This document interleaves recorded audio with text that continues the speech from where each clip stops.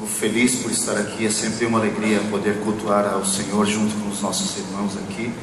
E hoje é uma alegria poder estar mais uma vez com vocês e dessa vez trazendo a palavra. Estava ansioso por este dia em compartilhar com os irmãos aquilo que Deus tem falado ao meu coração, vocês também nessa manhã. Bom, o texto que nós vamos ler nessa manhã, para a nossa reflexão, é Filipenses capítulo 3, verso 12 em diante. Epístola aos Filipenses, capítulo 3, verso 12 até o 21 nós vamos ler. Aí, se você puder, se você desejar deixar a sua Bíblia aberta, talvez nós comentemos um pouquinho sobre os versos que antecedem aí o versículo 12, ok? Diz assim: não que eu já tenha obtido tudo isso ou tenha sido aperfeiçoado, mas prossigo para alcançá-lo, pois para isso também fui alcançado por Cristo Jesus. Irmãos, não penso que eu mesmo já o tenha alcançado, mas uma coisa faço, esquecendo-me das coisas que ficaram para trás e avançando para as coisas que estão adiante, prossigo para o alvo, a fim de ganhar o prêmio do chamado celestial de Deus em Cristo Jesus. Todos nós que alcançamos a maturidade devemos ver as coisas dessa forma. E se em algum aspecto vocês pensam de modo diferente, isso também Deus lhes esclarecerá. Tão somente vivamos de acordo com o que já alcançamos. Irmãos, sigam unidos o meu exemplo e observem os que vivem de acordo com o padrão que lhes apresentamos. Pois, como já lhes disse repetidas vezes, e agora repito com lágrimas, há muitos que vivem como inimigos da cruz de Cristo. O destino deles é a perdição, o seu Deus é o estômago, e eles têm orgulho do que é vergonhoso, só pensam nas coisas terrenas. A nossa cidadania, porém, está nos céus, de onde esperamos ansiosamente o Salvador, o Senhor Jesus Cristo. Pelo poder que o capacita a colocar todas as coisas debaixo do seu domínio, Ele transformará os nossos corpos humilhados, tornando-os semelhantes ao seu corpo glorioso. Na nossa vida cristã, na nossa caminhada cristã, todos nós entendemos e somos constantemente convidados a crescermos no Senhor. Há uma necessidade de crescermos no Senhor. Quando nós conhecemos a Jesus, quando nós temos o nosso coração convertido a Ele, a ideia é que nós somos como bebês, como recém-nascidos, e então começamos a aprender a engatinhar, dar os primeiros passos, e então vamos crescendo com o Senhor. E nós iremos encontrar diversas instruções na Bíblia a respeito, acerca dessa necessidade de um amadurecimento, de um crescimento espiritual, e visto que isso irá refletir não somente nessa esfera, no espiritual, mas também e principalmente no nosso caráter, na nossa conduta, nos nossos relacionamentos.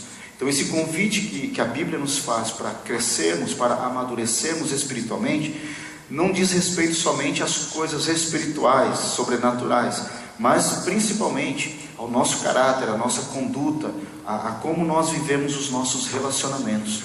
Ao contrário do que muitos pensam, e eu digo muitos de modo geral, considerando toda a igreja do Senhor, muitos pensam que ser espiritual significa talvez viver alienado, ser um ser estranho, viver uma vida diferente, uma vida zen, se vestir esquisito, comer coisas esquisitas, como em algumas nações, em algumas culturas, ser espiritual é ser uma pessoa à parte da sociedade, que vive só reservada para isso, e vive de um modo totalmente diferente do restante de uma comunidade, de uma sociedade inteira.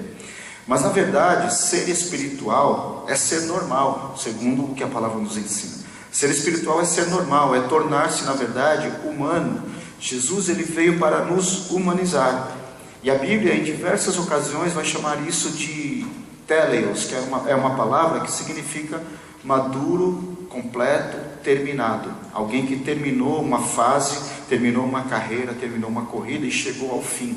Essa palavra teleios, o apóstolo Paulo vai usar diversas vezes para exemplificar essa ideia de sermos maduros, sermos completos, sermos terminados, homens e mulheres terminados, completos. E isso é ser espiritual, um ser completo, um ser amadurecido, um ser humano que melhora a sua conduta a cada dia e se torna maduro, se torna então um homem terminado. Esse é o objetivo de todos nós cristãos Por isso somos convidados a amadurecer na nossa caminhada. Jesus, por exemplo, ele foi perfeito enquanto homem. Sabemos que Jesus ele foi 100% Deus, divino, mas também 100% humano, 100% homem. Enquanto homem, ele foi perfeito. Em Hebreus nós vamos encontrar um texto no capítulo 5, se eu não estiver enganado, que diz que Jesus aprendeu a obedecer e que ele foi aperfeiçoado por meio do sofrimento. Não significa que Jesus era desobediente, mas ele aprendeu a obedecer como homem. Porque lembremos que Adão, ele foi o homem colocado no Éden, e ele teve a oportunidade de acertar em tudo, mas ele errou, ele não obedeceu ao Senhor e pecou. Então Jesus vem, por isso ele é chamado de o segundo Adão, por Paulo, e ele então se torna perfeito, ele como homem se torna esse homem completo, esse ser terminado e maduro, e é por isso, por esta razão então, que Jesus pôde nos representar na cruz. E o objetivo é que todos nós cheguemos a essa mesma estatura de amadurecimento de Cristo, e isso significa sermos transformados à sua imagem e semelhança durante a nossa vida cristã, enquanto caminhamos com Jesus. Você não precisa ler, mas existe um texto, por exemplo, em Efésios capítulo 4, 13, que Paulo diz o seguinte, que todos nós devemos alcançar a unidade da fé e o conhecimento do Filho de Deus, e cheguemos à maturidade, atingindo a medida da plenitude de Cristo. Então a ideia é que nós vamos crescendo conforme nós vamos vivendo com Jesus, e o objetivo final é que nós nos tornemos na mesma estatura de maturidade, atingindo a mesma medida da plenitude de Cristo. É óbvio que na nossa vida, enquanto Jesus não voltar em definitivo, nós não seremos completamente como Ele. Mas o objetivo é que possamos ir crescendo pouco a pouco, nos tornando mais parecidos com Ele a cada dia, e então quando Ele voltar, então seremos transformados completamente, inclusive o nosso corpo, e nos tornaremos iguais a Ele, que é o que a Bíblia nos promete.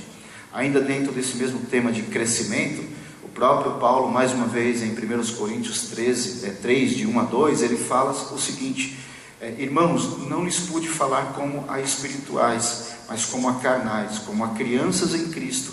Eu dei-lhes leite e não alimento sólido, pois vocês não estavam em condições de recebê-lo. Desta vez, Paulo está escrevendo para uma igreja que tinha todos os dons, que era uma igreja muito espiritual por ter recebido os dons, mas eles agiam como crianças. Então ele diz: eu estou falando a vocês como a carnais, como a crianças, não posso falar com vocês como a espirituais. E aqui nós notamos mais uma vez que ter todos os dons não significa ser maduro, mas como você lida com esses dons, com aquilo que Deus nos deu, é o que vai mostrar o quanto nós somos maduros. Não somente porque esses textos dizem isso, mas eu creio que para todos nós seguir a Cristo significa crescer com Ele ou crescer nele, pois esta é a vontade de Jesus para nós, para todos nós. Dito isso, eu tenho uma pergunta. Eu gosto de fazer perguntas a mim mesmo e acabo fazendo enquanto estou conversando com vocês.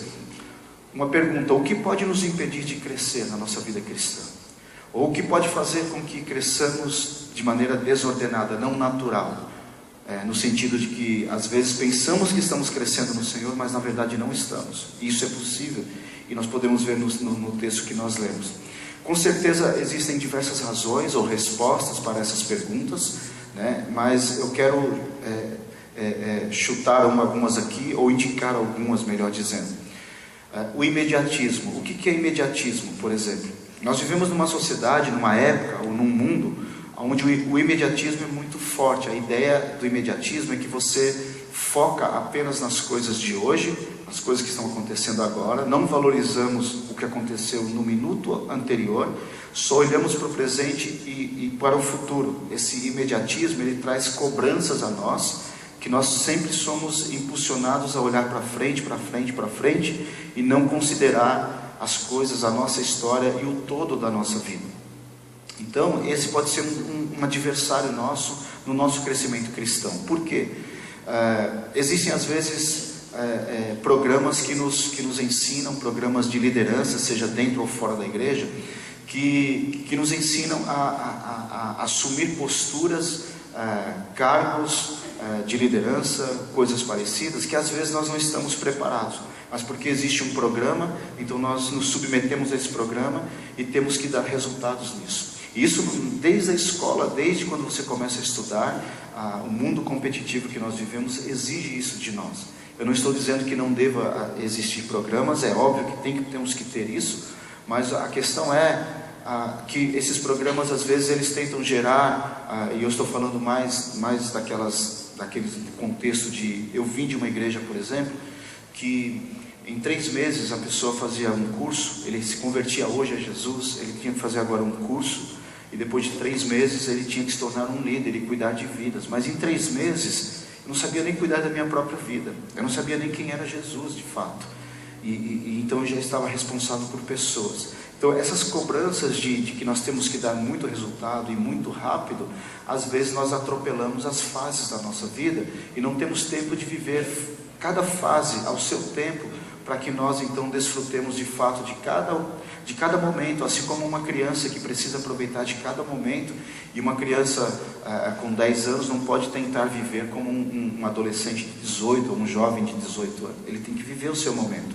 E na vida cristã nós precisamos respeitar os nossos momentos, cada fase da nossa vida, cada tempo com Jesus é importante, então não podemos e não devemos passar as fases, pular as fases. O que acontece quando não respeitamos isso, é que pode até acontecer coisas boas e bons resultados, mas a maioria das vezes haverá muito desgaste, haverá muita frustração, haverão decepções muitas vezes, porque nós vamos perceber o quanto ainda somos frágeis e o quanto podemos machucar pessoas e sermos machucados também.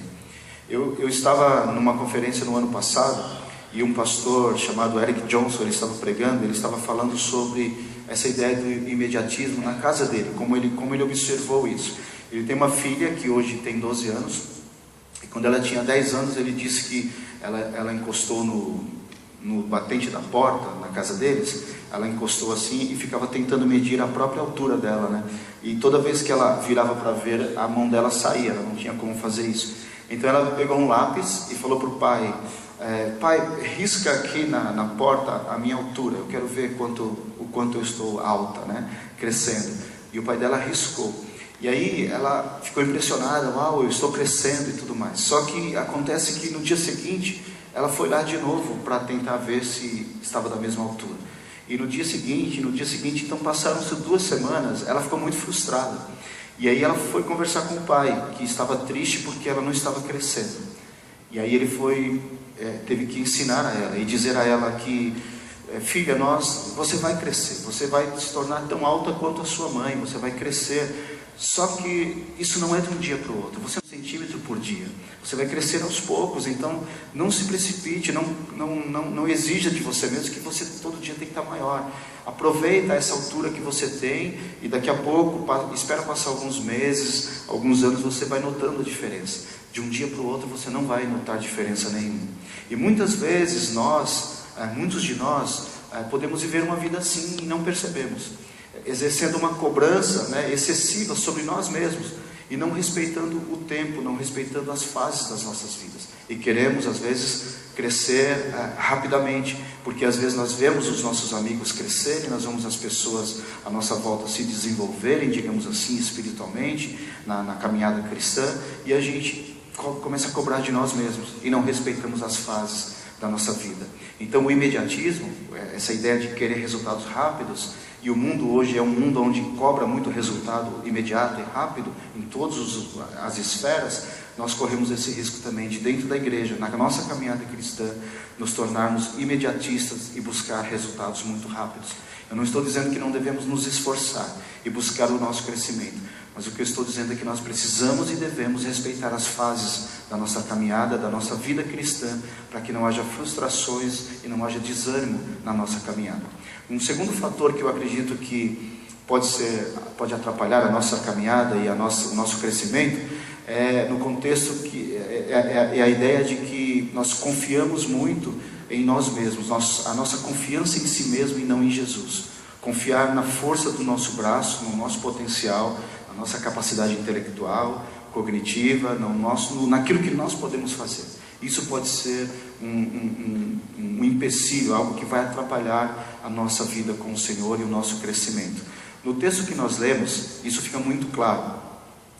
A razão que leva o apóstolo Paulo a escrever essa carta a esta igreja que estava em Filipos, Filipos é a primeira cidade da Europa a ser evangelizada, onde chega o evangelho. Nesta carta, o que leva Paulo a escrever essa carta aos Filipos, existe um contexto aqui. E alguns temas que estão inclusos aqui são recorrentes, na verdade, na Bíblia, nas cartas paulinas, nos evangelhos inclusive, e nós já falamos disso outras vezes, mas eu acho sempre importante relembrarmos. Nas igrejas do primeiro século existiam muitos problemas. Na igreja primitiva não era uma igreja perfeita porque tinham pessoas, e pessoas não são perfeitas.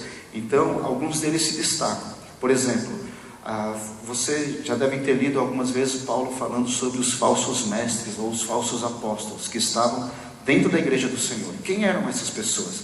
Muitas vezes eles eram, ou na maioria das vezes, esses falsos apóstolos, eles eram gregos, eles eram homens de outros credos, que não eram judeus, portanto, eram, na verdade, muitas vezes filósofos, homens com forte poder de persuasão e de oratória, falavam muito bem, tinham muito conhecimento. Esses homens estavam dentro da igreja de Jesus, do primeiro século.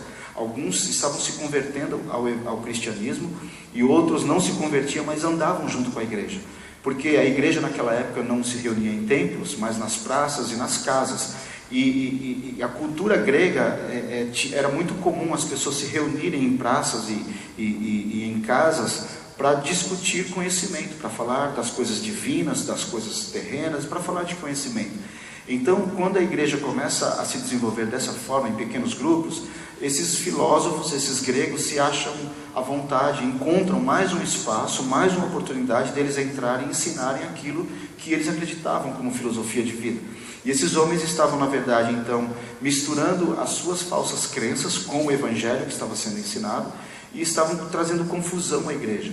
E alguns deles se intitulavam mestres dentro da igreja. Por isso, Paulo vai chamar eles, por diversas vezes, de falsos mestres, falsos apóstolos, porque não estavam sendo, ou não foram designados pelo Senhor, mas estavam fazendo aquilo que lhes dava prazer e estavam trazendo confusão à igreja. Um outro problema que existia na igreja, e você vai ler isso muitas vezes nas cartas de Paulo, nas epístolas de modo geral, é os judeus cristãos. Quem eram esses homens? Eram homens que estavam se convertendo também ao cristianismo, judeus por nascimento, se convertiam ao cristianismo, porém, eles não estavam abandonando as práticas do judaísmo. E não bastasse isso, eles obrigavam os gentios, seja grego, romano, qualquer outra nacionalidade, de qualquer outra nacionalidade, que se convertesse ao evangelho, ao cristianismo. Esses judeus estavam obrigando esses irmãos a praticarem os mesmos ritos do judaísmo, dizendo que se eles não fizessem, por exemplo, a circuncisão, eles não receberiam as promessas do evangelho nem as promessas de Deus, não estariam debaixo da aliança do Senhor. E esses homens eram chamados de judaizantes no primeiro século. Por quê? Justamente por isso, porque eles obrigavam as pessoas, mesmo cristãos, a agirem como judeus, se tornarem como judeus, praticando todos os ritos. E esse é um dos problemas que o apóstolo Paulo e outros que escreveram vão combater veementemente através de cartas, porque isso estava causando um grande problema dentro da igreja naquele tempo.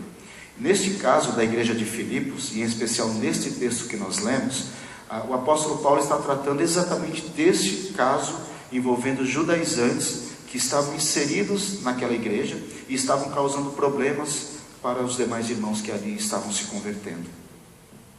Vejamos então como Paulo vai lidar com esse problema. Tem um problema na igreja, pessoas estão se convertendo, aquela igreja estava na Europa, estava na cidade chamada Filipos, na Macedônia. A maioria dos cristãos ali não eram de origem judaica, mas eram gregos e de outras nacionalidades. Porém, os poucos judeus que estavam ali estavam obrigando esses irmãos a praticarem esses ritos, estavam dizendo que eles não teriam a salvação e não se tornariam maduros, completos, não teriam crescimento espiritual, caso não cumprissem as regras do judaísmo. E vamos ver como Paulo lida com isso. Observe o que está escrito, por exemplo, se você tiver a sua Bíblia, no capítulo 3, se você tiver tempo depois, leia com cuidado, com paciência, devagar, isso vai ficar mais claro. Para que possamos entender o verso 12 a 21 que nós lemos, é preciso dar uma passada rápida no verso 1 ao 11 do mesmo capítulo 3, para que a gente possa esclarecer por que Paulo está falando dessa forma. Olha o que ele diz: no verso 1 do capítulo 3. Finalmente, irmãos, eu alegro-me no Senhor, escrevo de novo as mesmas coisas, não é cansativo para mim, é uma segurança para vocês. No verso 2 ele diz, cuidado com os cães, cuidado com esses que praticam o mal, cuidado com a falsa circuncisão. Essa palavra cães, que é cachorro, né? É uma das maiores ofensas para um judeu, até os dias de hoje. Se você quer ofender, não faça isso, mas se você pretende um dia ofender um judeu, se passar isso pela sua cabeça, se você chamar ele de porco, é uma das piores ofensas que você pode fazer a um judeu. E de cão, cachorro. Por quê? Porque os judeus daquela época, eles chamavam todas as pessoas que não nasciam em Israel, que eram gentios, portanto, de cães, de cachorros, que é um animal sujo e imundo para eles. Então eles chamavam todos os gentios de cães, e Paulo aqui está dizendo, cuidado com os cães. Ele está escrevendo para esta igreja, porque essas cartas elas eram lidas em público, e essas cartas ficavam na igreja, e todos os irmãos que iam nessas pequenas igrejas tinham acesso. E ele sabia que não somente os cristãos que estavam sendo subjugados por esses judeus leriam esses textos, mas também os judeus que estavam subjugando a igreja e leriam esses textos. Então, há momentos nessa carta que Paulo está falando a toda a igreja, e há momentos que ele está atingindo diretamente esses judaizantes que estavam trazendo essa falsa doutrina para a igreja. E nesse caso aqui, ele está chamando esses judeus de cães. Cuidado com eles, porque eles praticam o mal. Cuidado com a falsa circuncisão. E aí ele diz no verso 3, pois não é nós que somos a circuncisão, nós que adoramos pelo Espírito de Deus, que nos gloriamos em Cristo Jesus e não temos confiança alguma na carne, embora eu mesmo tivesse razões para ter tal confiança. O que acontece? Esses irmãos estavam ensinando que se vocês não cumprirem toda a lei, se vocês não fizerem esforço para cumprir toda a lei, vocês não serão abençoados, não serão amadurecidos, não crescerão, não atingirão o alvo final das suas vidas, que é o teleios, que nós falamos. E aí Paulo diz que não é dessa forma, que na verdade a circuncisão não deve ser feita na carne, mas no coração, e aí então você adora em espírito e em verdade. E na metade do verso 4, Paulo vai falar agora sobre ele mesmo. Ele vai dizer, se alguém pensa que tem razões para confiar na carne, eu ainda mais. Aí ele vai dizer, eu fui circuncidado ao 8º dia de vida, eu sou pertencente ao povo de Israel, a tribo de Benjamim, eu sou um hebreu verdadeiro, quanto à lei eu sou um fariseu, ou seja, ele era um doutor da lei, e eles todos sabem disso. Quanto ao zelo, ele era um perseguidor da igreja, ou seja, ele era um zeloso da lei, perseguindo a igreja. E quanto à justiça que há na lei, ele era irrepreensível. Ou seja, Paulo apresenta aqui todo o seu status, as suas credenciais, dizendo, se vocês se orgulham, judeus, por serem assim, por nascer em Israel, por ser circuncidado, por todas essas coisas, eu ainda mais. E aí ele mostra as suas credenciais. Eu tenho tudo isso, ele diz. No verso 7 ele diz, mas o que para mim era lucro, eu passei a considerar como perda por causa de Cristo. Mais do que isso, ele diz, eu considero tudo como perda, comparado com a suprema grandeza do conhecimento de Cristo Jesus, o meu Senhor, por quem eu perdi todas as coisas. Eu as considero como esterco, para poder ganhar a Cristo e ser encontrado nele, não tendo a minha própria justiça que procede da lei, mas a que vem mediante a fé em Cristo, a justiça que procede de Deus e se baseia na fé.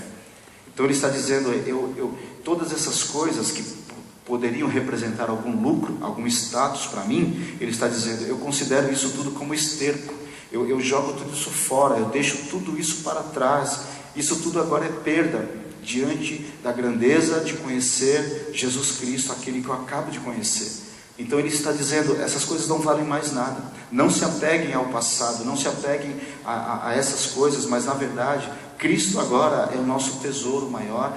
Se há algum status, ele quer dizer, esse está em Cristo e não naquilo que eu posso fazer.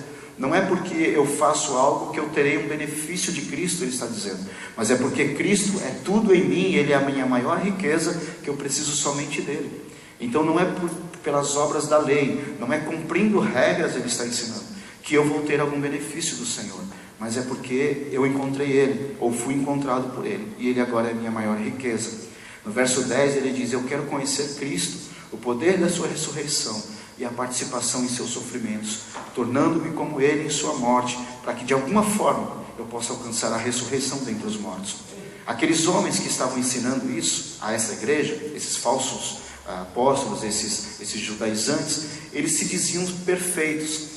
Eles, por algumas vezes, eles vão, e na história paralela à Bíblia, é possível ver que eles, por diversas vezes, historiadores relatam isso, como Flávio Josefo e outros, que eles se consideravam perfeitos, ou seja, homens que atingiram um nível máximo de espiritualidade.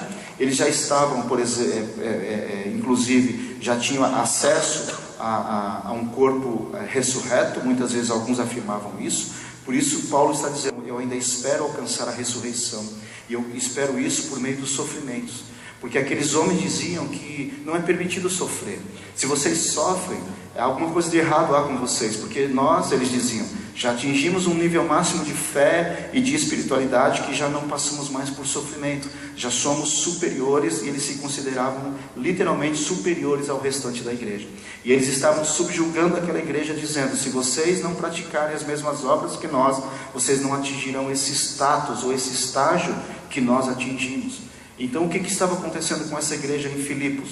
Os irmãos estavam parando, estavam desistindo da própria fé, estavam desistindo de caminhar com Jesus, porque era impossível cumprir a lei.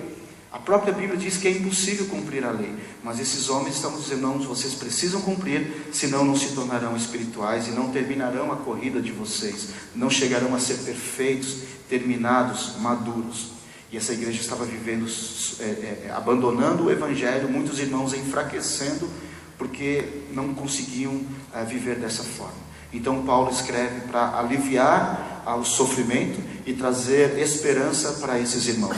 Por isso ele diz no verso 12, ele está agora ironizando esses judaizantes, dizendo: não que eu já tenha obtido tudo isso, que é o texto que nós lemos, eu não sou aperfeiçoado, ou seja, eu não me tornei como vocês ainda perfeitos, mas aqui ele está ironizando. Mas ele diz: eu prossigo para o alvo, para alcançá-lo, pois para isso também eu fui alcançado por Cristo. Irmãos, não penso que eu já tenha alcançado, mas uma coisa eu faço: esquecendo-me das coisas que ficaram para trás, eu avanço para que estão adiante de mim. Ou seja, ele esquece de todas aquelas credenciais, de todos aqueles valores que eles valorizavam tanto, né? E ele diz: eu deixo tudo isso para trás, e eu corro para o alvo, que é Cristo Jesus. Ele corre para o Senhor: prossigo para o alvo a fim de ganhar o prêmio do chamado celestial de Cristo Jesus. E aí ele diz no verso 15 que todos nós que alcançamos a maturidade devemos ver dessa forma. Até aqui Paulo está ironizando. Paulo está dizendo, porque ele acaba de dizer que ele não é perfeito, mas veja que no verso 15 ele diz: todos nós que alcançamos a maturidade. Aqueles homens se diziam ser maduros, e aqui Paulo se inclui nesse grupo, dizendo: ok, já que vocês são maduros, então todos nós que somos maduros, ele se inclui nisso, devemos pensar dessa forma. Ele ensina como na verdade nós devemos ver Jesus e correr para Ele, digamos assim. E ele diz: se vocês são maduros, devem ver dessa forma que eu vejo. Mas veja quanta graça há no Evangelho de Jesus, porque da metade do verso 15 em diante, Paulo vai dizer algo incrível. Ele vai dizer que se alguém, em algum aspecto, se algum aspecto vocês pensam de modo diferente de mim, ele diz: isso também Cristo lhes esclarecerá. Veja que Paulo não condena esses irmãos, dizendo: vocês vão tudo para o inferno, agindo dessa forma. Mas ele ainda ora dizendo que se alguém pensa diferente dele, Cristo vai esclarecer todas as coisas. Então observemos que Paulo claramente ele abre mão de todo o status de fariseu, ele abre mão de tudo isso para correr na direção de Cristo. Paulo, em resumo, está afirmando que essas coisas não levam a Cristo. Nós não obtemos o favor de Cristo porque fazemos algo para Ele, mas Ele já fez tudo por nós, então nós só precisamos dEle. Não se trata de ritos, de cumprir alguma regra. Assim como o fato desses homens serem israelitas, por exemplo, não lhes garantia a salvação eterna, não lhes dava o direito de serem chamados filhos de Deus. Eles não eram superiores a nenhuma raça, a nenhuma tribo, a nenhuma outra nacionalidade. Vale dizer que nesse caso, assim como nos ocorridos em outras igrejas daquela época, esses judaizantes se tornavam perfeitos, como eu disse. Mas Paulo está dizendo: não, vocês precisam trilhar o mesmo caminho que todos os outros irmãos, porque ter nascido em Israel e ser cumpridor da lei não garante mais nada. Acabou essa história. Agora com Jesus é diferente. Todos estão no mesmo nível e todos precisam correr, andar do mesmo nível. Sendo assim, esses tais homens julgavam-se superiores à igreja, porém, o que lhes permitia esse falsos status eram as obras da carne, era o orgulho, porque eles se consideravam acima de todos os outros. E Paulo vai dizer, não, Cristo é que está acima de todos nós, e nós todos precisamos correr juntos para Ele, e não há superiores entre nós. Então, por isso Paulo vai usar essa linguagem de uma corrida, porque no mundo grego daquela época, era as Olimpíadas que nós vamos ter agora no Rio de Janeiro, já existiam muito antes de Cristo, na Grécia Antiga. Então, naquelas cidades, Filipos, Corintos e várias outras, Éfeso, existiam os Jogos Olímpicos, corridas principalmente, competições olímpicas. E Paulo aqui está usando exatamente este exemplo de uma corrida, porque ele estava falando para uma igreja que conhecia muito bem esse contexto de correr, de competição que eles faziam naquela época. Então, Paulo está usando essa linguagem para dizer que ele está numa corrida, e que eu e você, todos nós, estamos também nesta mesma corrida, na direção do Senhor. Estamos correndo para Jesus, estamos correndo para alcançar um alvo, e não podemos parar. Os irmãos de Filipos, eles estavam parando de correr essa corrida, porque o jugo que vinha sobre eles era muito forte. Mas Paulo vai dar algumas dicas de como não parar de correr. Primeiro é o que nós já falamos, ele diz o seguinte, e isso ele diz para toda a igreja e não só para os judaizantes, que se você não compreende algo, Cristo vai esclarecer a vocês, Deus vai nos esclarecer. E essa é a primeira instrução ou lição que eu queria deixar para vocês, que talvez aqui no meio de nós hajam pessoas que estão sim caminhando com Jesus, mas que não entendem muita coisa, que talvez algumas coisas ainda não são claras para você, a respeito de quem é Jesus, da sua palavra, o que são essas coisas espirituais, o que é de fato ser filho ou filha de Cristo Jesus, de Deus, através de Cristo. Talvez você tenha algumas confusões no seu coração. O que Paulo está dizendo aqui para aquela igreja de modo geral, é que talvez eles estivessem confusos sim por todo aquele ensino de ter que cumprir regras, mas Paulo está dizendo, não parem de correr, Cristo vai esclarecer todas essas coisas.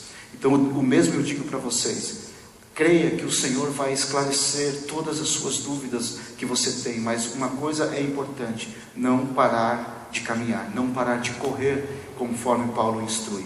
Ele diz que esses irmãos devem seguir o exemplo dele, o padrão que foi ensinado. Ou seja, Paulo estava numa corrida, ele está falando que ele está correndo para Cristo. Ele diz, faça o mesmo. Cristo vai esclarecer durante a sua caminhada cristã, durante a sua corrida. Ele vai esclarecer, te fazer saber o que você precisa saber. O importante é não parar de correr. Mas a lição que eu acho das mais incríveis que ele dá aqui está no verso 16, que é o tema dessa mensagem. Vivamos, ele diz no verso 16, tão somente vivamos de acordo com o que já alcançamos. Lembra que eu falei que nós vivemos um imediatismo? Vivemos numa era, num tempo, onde nós temos que dar resultados, que às vezes nós somos tão acelerados dentro de nós mesmos, que nós pulamos as fases das nossas vidas. Paulo está dizendo a esses irmãos, não pulem as fases. Paulo está dizendo, corram, caminhem nessa corrida, mas vivam de acordo com o que já alcançaram. Essa palavra vivam no texto original significa caminhem, significa peripatel, andem em torno daquilo que vocês já alcançaram. Ou seja, eu gosto muito de correr também, mas eu faço corridas de 10 quilômetros. Eu sonho em fazer uma meia maratona, mas eu tenho que me preparar muito ainda. Eu corro corridas de 10 quilômetros. Só que se eu me inscrever para uma meia maratona ou para uma maratona na semana que vem, é possível que eu morra facilmente, porque eu não estou preparado para isso. Então eu tenho que correr de acordo com aquilo que eu já alcancei, que o meu corpo, o meu físico suporta. Na vida espiritual é a mesma coisa, nós precisamos caminhar ou viver de acordo com aquilo que você já alcançou. Nós estamos numa corrida e há irmãos que já alcançaram níveis diferentes, sejam maiores do que nós ou menores. Mas o importante é que todos estamos numa corrida, todos estamos caminhando para Cristo, que é o nosso alvo. Então nós devemos, na verdade, seguir a nossa corrida sem reparar essas coisas, sem parar porque alguém correu mais que nós ou correu menos que nós. Nós devemos caminhar segundo aquilo que já alcançamos, no nosso limite, dentro da nossa capacidade, dentro daquilo que alcançamos em Cristo Jesus. E não com cobranças, não vivendo uma vida de cobranças sobre a nós mesmos. Então, como Paulo trata isso? Ensinando que devemos correr dessa forma, e dessa maneira, sem segundo o que já alcançamos. E essa é uma grande lição de graça para nós, porque o Evangelho, ele é tão incrível que ele não nivela as pessoas nesse sentido, de que todos têm que ter o mesmo nível de fé, a mesma capacitação, a mesma oratória e tudo mais. Nós estávamos falando numa das devocionais da viagem do Piauí exatamente sobre isso. Às vezes nós vamos para uma viagem missionária e alguém pode ficar tremendamente triste, porque talvez não saiba falar com as pessoas na rua, não consegue chegar para alguém e orar com persuasão, com fazer uma grande oração, não sabe pregar, não sabe fazer algumas coisas, mas o nosso incentivo é que cada um faça aquilo que já alcançou em Cristo. Saiba que às vezes você não vai orar com eloquência igual alguém que você conhece e gostaria de ser igual a ele, mas na verdade você pode abraçar uma pessoa e trazer tanto refrigério, tanta cura, tanto amor, que nenhuma oração poderia trazer isso. Às vezes você pode olhar simplesmente no olho de alguém e dizer que ele é importante para Jesus, e isso vai ser tão incrível, talvez melhor do que uma pregação de 1 hora inteira para essa pessoa. Então, ande segundo aquilo que você já alcançou. O importante é que você não pare, porque você não alcançou níveis maiores que você gostaria.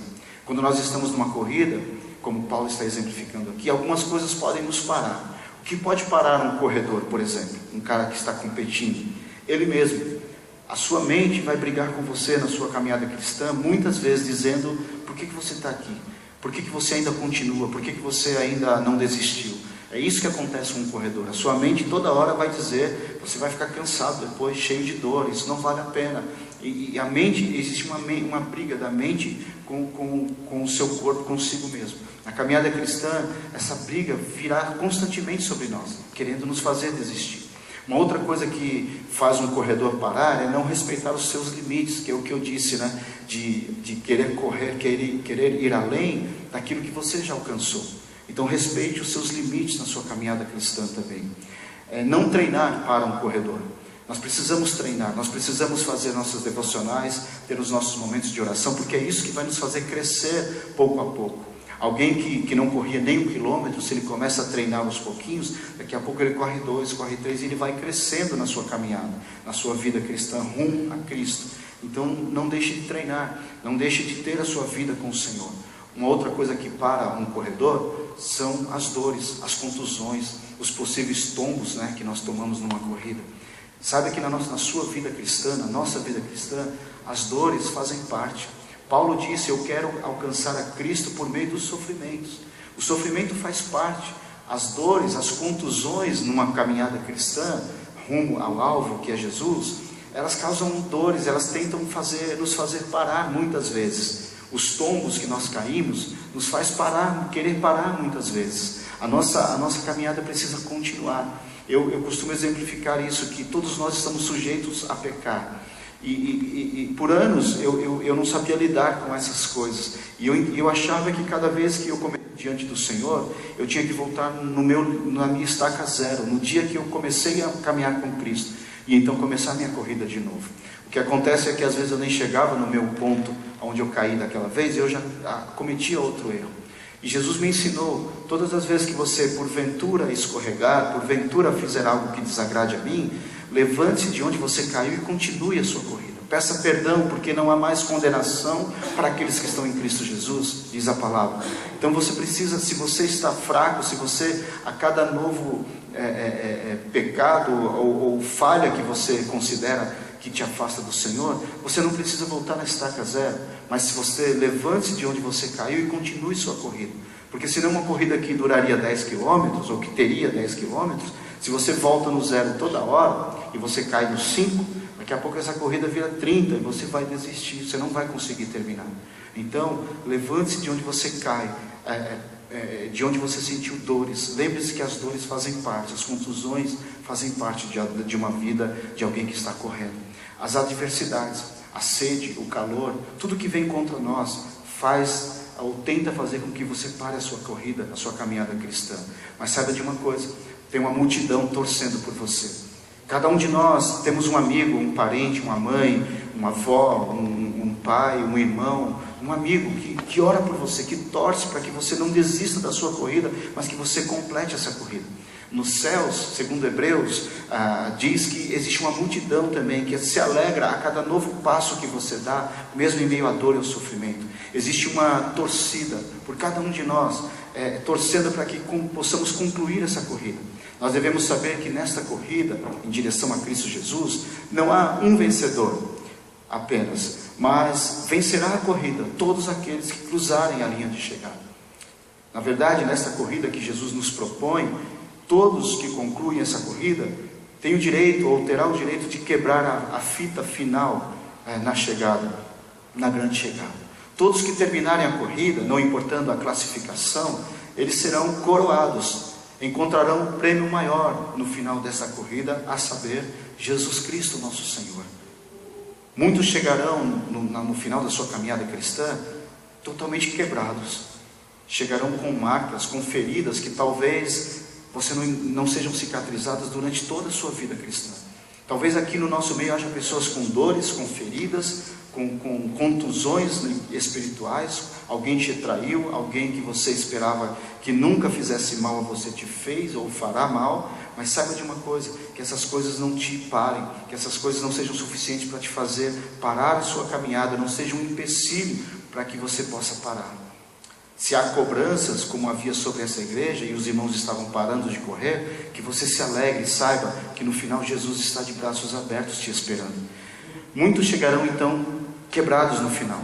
Numa corrida para Jesus, na direção de Jesus, nem todos terão a mesma performance, mas não importa, não é esse o objetivo. Esse não é o alvo é Jesus. Então não importa se outros correm bem, outros correm mal, se alguém está te ultrapassando nessa caminhada cristã, caminhe segundo o que você já alcançou, um passo de cada vez, uma fase da sua vida de cada vez. Não pare de correr, essa é a grande lição que Paulo dá. E por fim ele fala da cidadania no verso 21, a cidadania que está nos céus. Sabe que os israelitas, esses judeus, eles se orgulhavam muito de nascer em Israel, de ter nascido em Israel. Só que Paulo está dizendo agora isso já não vale mais nada. Na verdade, a nossa cidadania agora está nos céus, de onde nós esperamos ansiosamente o nosso Senhor Jesus Cristo. E sabe que a linguagem dessa corrida, que está em Hebreus também, é que a fita final, a grande chegada, vai ser dentro da Jerusalém celestial quando Cristo voltar. Então nós estamos numa corrida e ela vai terminar dentro de uma grande cidade, com uma torcida vibrando por cada um de nós. Não importa a performance, não importa se você chega no meio, se você chega entre o bloco vencedor ou no bloco final, o importante é chegar, e ali vai estar o Senhor nos abraçando e nos coroando, aguardando a cada um de nós dentro dessa cidade santa. E sabe, Paulo termina dizendo sobre a transformação dos nossos corpos. O que ele está dizendo? Que nossos corpos humilhados serão transformados e nós teremos o mesmo corpo de Cristo, glorioso. Um dos maiores prêmios da nossa corrida cristã é que nós vamos nos machucar, sim. Haverão feridas, haverão momentos difíceis na nossa caminhada, feridas, como eu disse, que talvez nunca sejam cicatrizadas, mas o que há de mais belo nisso é que no final, quando nós encontrarmos Jesus, no final nos esperando, lá não vai estar um massagista para aliviar as nossas dores, alguém com um Gatorade, um isotônico qualquer, algo para aliviar a nossa fadiga, o nosso cansaço. Mas lá no final, esse corpo que sofre durante toda essa corrida será transformado completamente. Ele não será melhorado, ele não será aliviado as dores, mas Paulo está dizendo, no final, quando você chegar na Jerusalém celestial, na cidade santa, no final da corrida, vocês serão transformados completamente, os seus corpos humilhados serão transformados, e vocês terão um corpo glorioso. E este é um dos grandes prêmios que receberemos, ou o maior prêmio. Então não haverá mais dor, não haverá mais lágrimas, não haverá mais sofrimento, mas haverá agora uma eternidade com Jesus, assentado com Ele, reinando para sempre. E esse é o nosso prêmio. E sabe de uma coisa? Nesse grande dia, quando nós chegarmos lá no final, eu creio que a Bíblia diz que nós vamos ter a mente de Cristo, capaz então de compreender todas as coisas, passado, presente e futuro. Nós vamos ver tudo como numa única tela, digamos assim. E sabe que vai ser incrível? Vai ser perceber que muitas vezes você passa por situações na sua vida, nessa sua caminhada cristã, que depois você pode até dizer, Jesus, como eu pude suportar isso? Como eu pude caminhar apesar de tanta dor, ou sofrimento, ou adversidade? Lá naquele grande dia, quando você ver o filme da sua vida, digamos assim, você vai perceber que, na verdade, houve momentos que você não correu essa corrida, houve momentos que você de fato não teve forças para correr, para continuar. Mas você vai perceber que esse Jesus que te aguardava no final, na verdade, ele estava com você todo o tempo, durante a corrida. E por vezes te segurou pela mão, e por vezes talvez te carregou no colo, e correu por você. E essa deve ser a nossa esperança. Que você saiba que hoje, Jesus corre com você essa grande corrida. Não importa o teu estado hoje, não importa o desânimo que possa vir, não importa a fase que você esteja. Não importa se você diz, eu não sou tão usado ou tão usada por Deus, eu não sou tão completo, eu sou tão aquém dos meus irmãos, talvez eu nunca chegue como fulano, como Beltrano, não importa. Saiba que no nível que você está, Jesus está com você. Jesus desce até a nossa limitação, Ele caminha conosco e por vezes nos carrega no colo nessa grande corrida.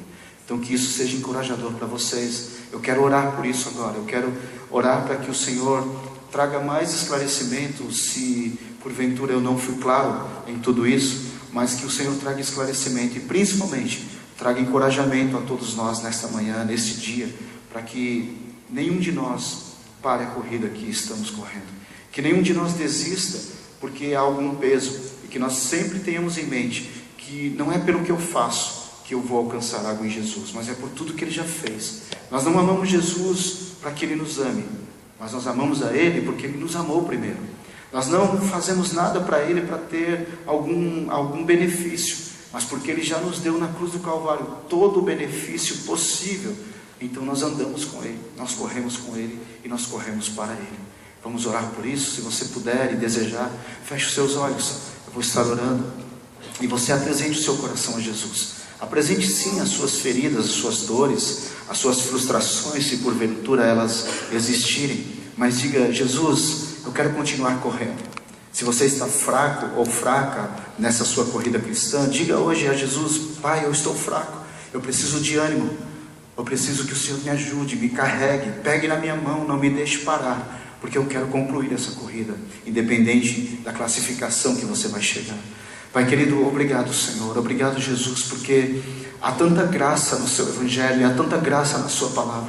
Obrigado Jesus, porque a tua palavra não exige, Pai, o Evangelho não exige que nós todos tenhamos um mesmo nível de fé. A tua palavra sugere sim, indica que nós temos que um dia alcançar a mesma maturidade que o Senhor Jesus, mas ela não exige que durante a nossa corrida, durante essa caminhada, sejamos tão espirituais quanto as pessoas mais espirituais desse mundo, se podemos chamar assim. A todos nós temos limitações, e o Senhor respeita tanto isso, Pai. O Senhor respeita os nossos limites, as nossas fases, cada momento da nossa vida. E eu oro para que nesse dia, Pai, o Senhor traga esse entendimento aos meus irmãos, e que isso seja libertador para cada um. Saber que o Senhor não exige nada de nenhum de nós, Pai. O Senhor só nos convida a não parar, a continuar, não importando o nível de fé, não importando o quanto porventura nós achamos que somos usados ou não, mas nos ajuda, Pai, em nossas imperfeições e em nossas fraquezas, a não parar, a continuar correndo, e que nós não sejamos, Pai, subjugados. Se a nossa cultura, antes de conhecermos ao Senhor, porventura, como a igreja de Filipos vivia uma cultura de ter que agradar os seus deuses com presentes, com sacrifícios, para poder ter algum favor, se há troca ainda em nosso coração, que o Senhor arranque nesse dia, Pai. Tire do nosso coração o sentimento de que temos que fazer algo para o Senhor, para então alcançarmos o teu favor, mas nos ensina a correr para o Senhor, porque o Senhor já fez tudo por nós e já nos deu tudo o que precisávamos na cruz do Calvário. Muito obrigado, Jesus, que o Senhor fortaleça os meus irmãos, encha-os com sua graça, com teu amor, Pai, com teu poder, e que nenhum pare de correr jamais, mas continue essa grande corrida, porque no final nós nos encontraremos todos nós um dia diante do Senhor e celebraremos, porque todos concluiremos a grande corrida em direção ao Senhor, ao alvo que é Jesus. Muito obrigado, eu te agradeço em nome de Jesus, que a tua palavra fique no coração de cada um, Pai. Amém.